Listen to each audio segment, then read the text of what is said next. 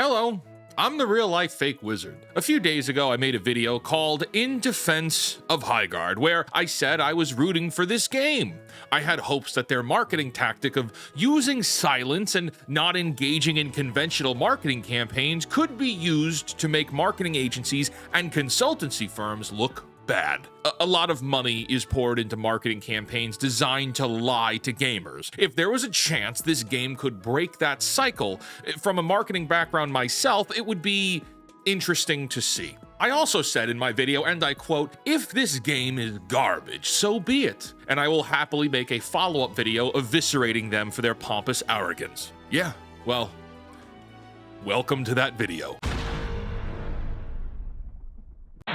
Today's indie game shoutout is Blue Fire. Explore the fallen world of Penumbra in this precision 3D Metroidvania platformer. Slash fierce enemies, conquer deadly traps, uncover ancient temples, and master fast, fluid movement across challenging platforming gauntlets in your quest to restore a fallen kingdom. To learn more about this and hundreds of other indie games, visit our free indie game discovery network, fakeportal.com, or scan the QR code on your screen. Now back to the video.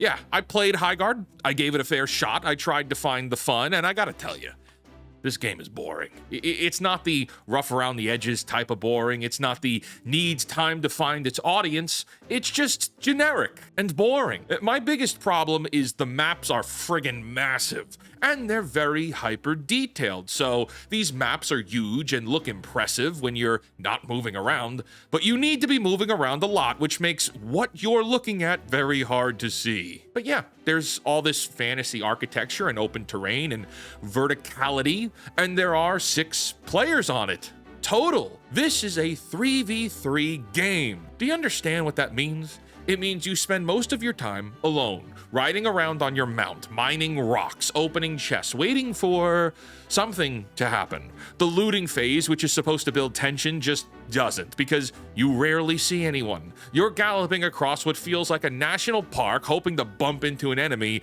and most of the time you just don't. When fights do happen, they're fine, the gunplay feels competent enough, but as someone who has no patience for multiplayer respawn time, you mean to tell me I just galloped my ass across this map to get killed, and then I need to wait a respawn time to then what?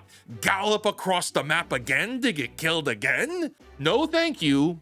You can keep it. I uninstalled immediately after playing 1 session of this. And that's not to say multiplayer isn't my thing at all. I've sunk a ridiculous amount of time into Marvel Rivals. So yeah, the maps need to be smaller, or the player count needs to be higher. 5v5 minimum, maybe, probably a 6v6, but truthfully, I can't even care to give recommendations to save this pile of crap. I hated the experience so much that I'm never coming back, and we'll get into it in a little bit, but I'm also not happy with how they marketed the game in the end. They got me bad. And on top of that, this game is bleeding players right now. Let's look at the Steam reviews. Over 21,000 of them now, mostly negative, 33% positive at the time of recording this. That's a rejection from gamers. And before anyone says review bombing, yeah, review bombing doesn't mean anything. I did a video on that some time ago, and everything I said still stands up today. People love to pile on, sure, but when you dig into the actual reviews people are leaving, the complaints are consistent and specific. The maps are too big, matches feel empty, technical problems, lack of content variety. These aren't really trolls, these are people describing the same experience I just described to you now. But the data on these reviews is pretty interesting. Players with less than an hour of playtime seems overwhelmingly negative. Players with 5 or more hours, 78% positive. And some people point to that as evidence that the game is actually good if you just give it time. I don't buy it. You know what the data actually shows? It shows that the only people who stuck around long enough to leave positive reviews are the ones who are already predisposed to like it. Everyone else bounced. The game isn't earning goodwill through quality. It's more like there's a survivorship bias here. The people who hated it left. The people who were gonna like it stayed anyway. Of course, the remaining reviews are more positive in that case. And of course, the player numbers tell the real story. Launch day peak, 97,000 concurrent players on Steam. That's actually pretty solid for a new IP with little marketing. This is what I described in my original video. People talking about the game increased curiosity, plus the fact it was free, plus the fact there was a brigade of shills that dropped all of their, "Oh my gosh, you guys, I got flown across the world to this marketing gig, and I love the game so much, it's gonna change the world." People were made to be curious, so they showed up. Or at least 97,000 of them did. But within hours, the game is now under 18,000 players. That's an 80% drop in hours, not days. This is a game hemorrhaging players because they tried it and didn't like it. Free to play means there's no barrier to entry, but there's also no barrier to exit. People downloaded it, played a match or two, said, nah, and uninstalled it. The friction cuts both ways here. Critics have been kinder. Metacritic has some scores in the 70s and 80s. Phrases like innovative gameplay loop, esports potential, and snappy gunplay. And look, critics can say what they want, but in this case, it doesn't matter. Potential doesn't matter if the execution fails. And the execution here has failed. The maps are too big. The matches are too empty. Reports and reviews claimed the game shipped with technical problems that shouldn't have made it past QA. All of the potential in the world doesn't help if the actual experience of playing the game is boring. You know, that's the worst offense you can make as a company that sells entertainment. Boring your audience is the cardinal sin. All right, now let's do the hard part. Let's go back to my original video and address the things I said, because I made some specific claims, and those claims deserve specific responses now that the game is out. Number one, I very much liked their silence strategy. That 6 weeks of no marketing generated free advertising through discourse. That every article and video and Reddit thread kept the game in people's minds without Wildlight Entertainment spending a dime. And it did not play out the way I said it would need to. For this gambit to work, again, this game would have needed to have been a 10 out of 10 masterpiece. This was going to need to be a technical marvel and just blow people away. What actually happened was that 6 weeks of silence let the negativity fester unchecked. There was no counter-narrative, no gameplay reveal to address concerns, no communication to build trust. The Concord 2.0 framing stuck because nobody pushed back on it. And when the game launched and immediately had problems, all of that pre-existing negativity turned into, "We told you so." The silence here created a vacuum that filled with doubt and mockery. And turns out, it was all just deserved. Number two, I said the Respawn pedigree meant the game would be polished, that these weren't nobodies making the game. They were veterans who worked on Titanfall and Apex Legends, which those are games a lot of people loved. That was hopeful of me, but naive. Talent doesn't guarantee execution. Concord had talented developers too, of course they did.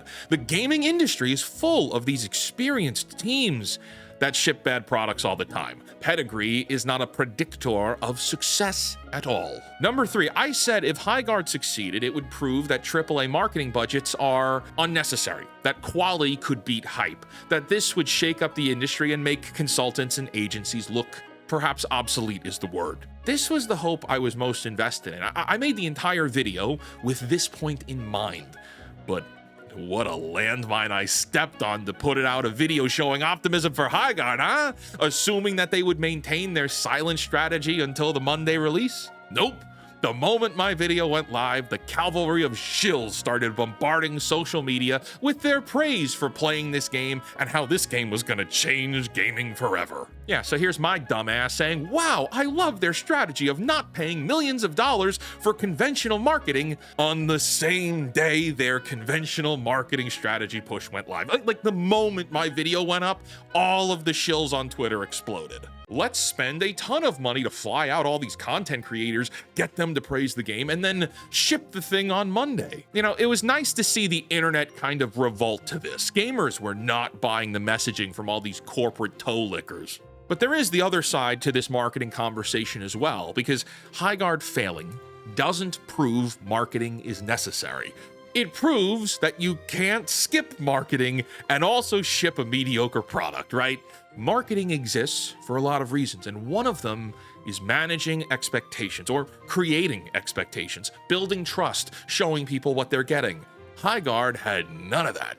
They showed one polarizing trailer at the Game Awards and then went dark. When the game launched big and boring, there was no goodwill to cushion that fall. I think the lesson takeaway here isn't that marketing matters. The lesson is, if you're going to skip the marketing, your game needs to be undeniably excellent. But now, I want to take a moment to address something that a few of my comments addressed, and I overlooked. Highguard is another live service game. Another games as a service title designed from the ground up to extract money from you over time through microtransactions and battle passes and seasonal content and all the other monetization schemes that have become standard in this industry. And a lot of you said something that stuck with me. You said this type of game shouldn't deserve to succeed. That even if Highguard had been fun, even if this had been polished, even if everything I hoped for had come true, you didn't want this to win. Because every live service success validates the model. Every live service hit tells publishers, yes, keep doing this. Keep chasing the Fortnite money. Keep turning games into endless revenue extraction machines. And you're not wrong. In 2022, Sony announced they wanted to release 12 live service games by 2025. 12. Like, that was their strategy. By 2024, that number had dwindled down to 6. Half of them got canceled before they ever saw the light of day. A God of War live service game, canceled. A Last of Us multiplayer, canceled. A Horizon MMO, canceled. London Studio, which is one of Sony's oldest development teams, was shut down entirely. And of the live service games Sony actually released, Concord launched to fewer than 700 concurrent players. It was pulled from stores in 14 days. 8 years of development, reportedly $200+ million spent, and it was dead in 2 weeks. As we look at some other companies, Suicide Squad killed the Justice League. Rocksteady, the studio that made the beloved Arkham games, spent years making this live service looter shooter that no one asked for. It launched, it flopped, and by January 2025, they announced they were ending support. That's less than a year of updates, and this game is done. X-Defiant, Ubisoft's attempt to challenge Call of Duty, shut down in June 2025. Spectre Divide, 6 months after launch, dead. Most of you probably didn't even know Spectre Divide existed. I certainly didn't until I started researching for this video. Redfall, Arcane Austin got closed. The studio that made Prey and Dishonored, gone, because they were forced to make a live service game that failed. For every Fortnite, for every Marvel Rivals, for every game that sustains itself, even for a little while, there are dozens of corpses. A dozen studios that bet everything on the live service model and lost. A dozen teams of developers who got laid off because the executives above them chased a trend instead of making good games. The gaming industry has lost over 45,000 jobs since 2022. That's in developers, artists, designers, QA testers, producers, writers. In 2024, nearly 15,000 jobs were cut, and a huge chunk of those cuts came from live service failures and the pivot towards live service development. Studios get hired up to work on these massive ongoing games, the games fail to find an audience, and everyone gets fired in the end.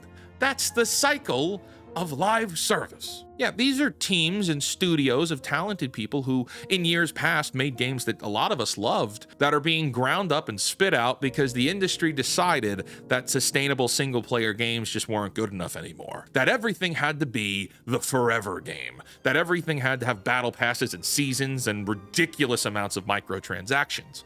Everything must counter Fortnite because that's where all of the money is. And you know what? Maybe you're right. Maybe games like Highguard shouldn't succeed. Maybe they should tank on principle. Not because the developers are bad people, not because wanting to make competitive multiplayer games is inherently wrong, but because every time one of these things hits, it validates the executives who keep pushing this model. It tells shareholders, see, the live service gold rush ain't over yet. Keep investing, keep pivoting studios away from single-player experiences. Let's keep chasing the Moby Dick whale money. Live service games have hollowed out this industry. It's turned game development into a casino where studios bet their existence on whether they can capture lightning in a bottle. And when they fail, which is most of the time, real people lose their jobs and legacy studios get shuttered. I was focused on the marketing story with Highguard because of my passionate loathing of marketing and consulting agencies. I've worked in marketing for a long time. Marketing people are often sleazy salesmen in chino pants, Apple watches, and extra-large Starbucks coffees, going from publisher to publisher, teaching them about trendy ideology and how to use a selfie stick, driving low-grade Teslas with coexist bumper stickers on the back. Anything to cause a disruption in that industry sounds exciting to me. But more importantly, the industry doesn't need another live service game. It needs publishers to remember that you can make money by just making good games. Highguard will reap what it has sown. Players continue to abandon ship. Players have also become just one more step aware of how rigged, paid off, and inauthentic the Access Media content creator pipeline shilling has become. Everyone who promoted this game and attended that event should be held accountable for participating in this, I'll say, market manipulation. In my previous video, I gave you my expectations. Things didn't go the way I wanted, the game is a boring mess, and now I'm following up on that with the outcomes. I can be honest about what I believe and how I feel because I can't be bought. My voice is mine. Everyone that accepted handouts and vacations to this promo event, they can't tell you how they really feel, because that'll jeopardize their access to future events with other companies. And we can't lose access, can we? No, we need that to be validated in the creator community. My friends, there are 5 types of people ruining entertainment: corporate executives, marketing professionals, writers who can't write, journalists who white knight for their corporate masters, and influencers who shill for all of them. Well, in this modern world, we've all been burned a little one too many times. That authenticity has become a currency, and too many people out there on the internet are piss broke. Until next time, create, innovate, inspire others to do so as well, and for the love of God, cancel Disney+. Yeah, Highguard's not fun. Do not install.